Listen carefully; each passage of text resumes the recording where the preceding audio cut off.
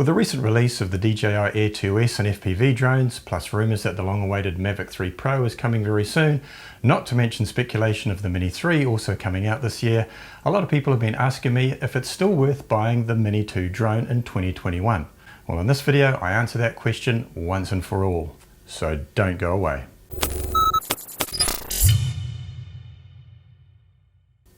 Hey guys, and welcome back to the channel, and my unequivocal, no-nonsense, 100% fat-free answer to the question of whether the DJI Mini 2 is still worth buying in 2021 is, without a doubt, yes, you absolutely should.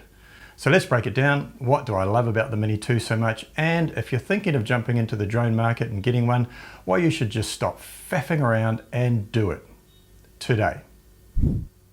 Now, before we get into my list of specific reasons why I love the Mini 2 and why you will too, here's my overall rationale why you should just get one. First of all, the value for money. The technology you get in this little drone for the price is ridiculously good. I mean, even a few years ago, there was no way you could imagine getting tech like this for such a low price. Now, we'll cover specifically what tech I'm talking about and features soon.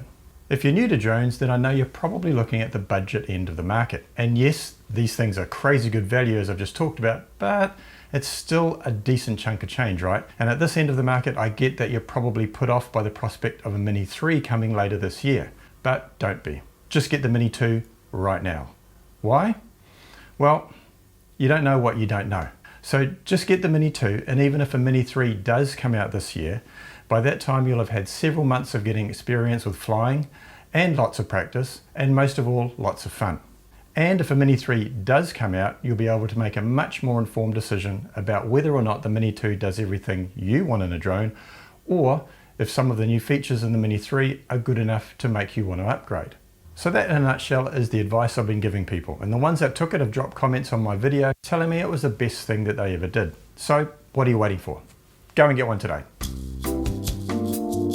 What are you still doing here? You're waiting for my other reasons. Yep. Okay, good. So let's get into it. First up, its size. I mean, it's just so freaking small. I mean, I know it would be small, but I had no idea how small until I actually unboxed it. My old DJI Spark was small, but the Mini 2 follows the folding arm design of the Mavic series, which makes it just so tiny. Now, if you buy the Fly More combo or Ultimate combo, it also comes with a strap that clicks in and wraps around and protects the propellers, which is a great feature. I mean, it's one thing having a drone so small you can pop it in your pocket or your bag or your backpack, but that's no good if you take it out. The propellers are bent. So either get the Fly More combo or invest in one of these, which is sold separately. Next, and this could be a little controversial, is the bag. I actually really like the bag. Now, in most of the YouTube reviews I've seen, the reviewer says, oh, it comes with this bag, which I'll probably never use. But honestly, why wouldn't you? I mean, first up, it's a really good quality bag. It feels like it's made really well. It has a good amount of padding, and it looks like it'd hold up to years and years of use. Now, I don't think it's made with leather, but it has a leathery feel to it, and it looks really high quality. Plus, it fits everything you need in it and has room for a few extras. So obviously it fits the drone, but it also fits the controller and even the 3 battery charging station if you wanted to take that. It has sleeves and pockets for the small bits and pieces like spare propellers, USB cables, SD cards and stuff like that. It's just a super convenient way to take the Mini 2 with you wherever you go. So overall, I do like the bag. You can buy it separately or it comes in the Fly More combo. And I'll put links to both options in the description below. The next thing I love about the Mini 2 is the quick setup when you want to fly. And this is due to a combination of the hardware and the software working so well together to make sure users not only get up and running fast, but actually enjoy the experience, because it's simple, intuitive, and easy. From getting the drone out of the bag until you take off, for me is literally just a few minutes.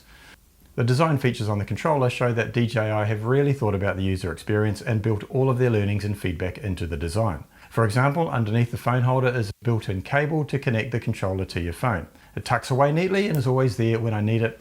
With the Spark, I had to make sure I carried one separately. It was too long and awkward and always getting in the way, but that's certainly not the case with this setup.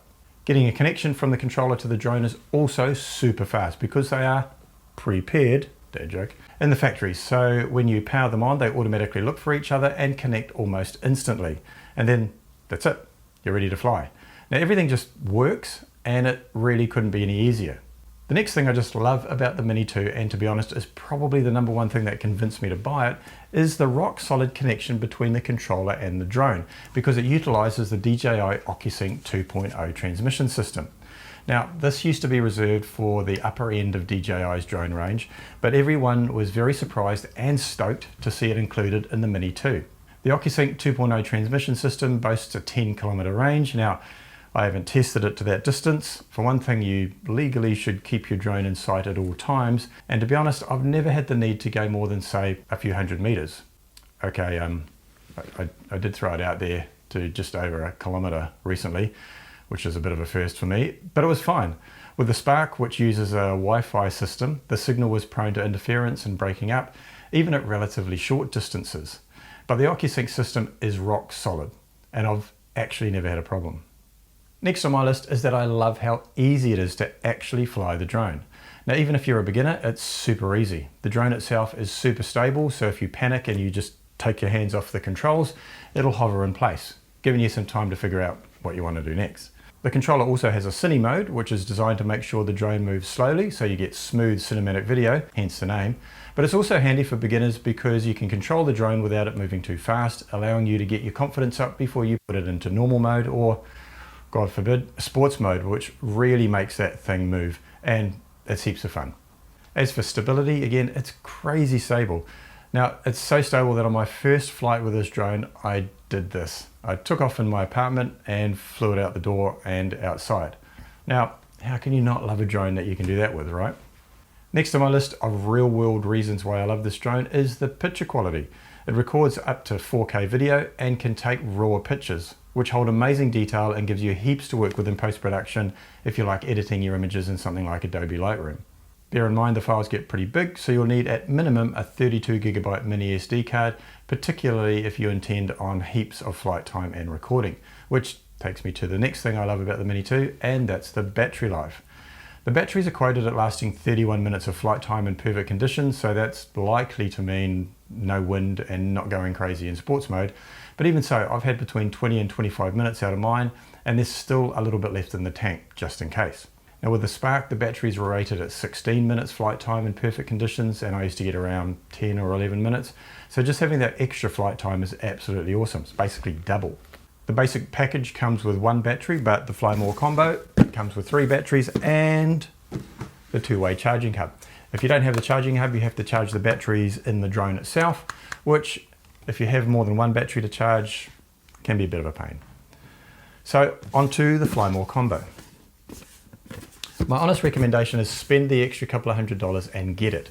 The amount of things that you get with regard to extra batteries, the charging hub, propeller holder, bag, and other bits and pieces, extra propellers, that type of thing, really does outweigh the extra money. And yes, I know it's more money, but I'm speaking from experience, and I know what it's like.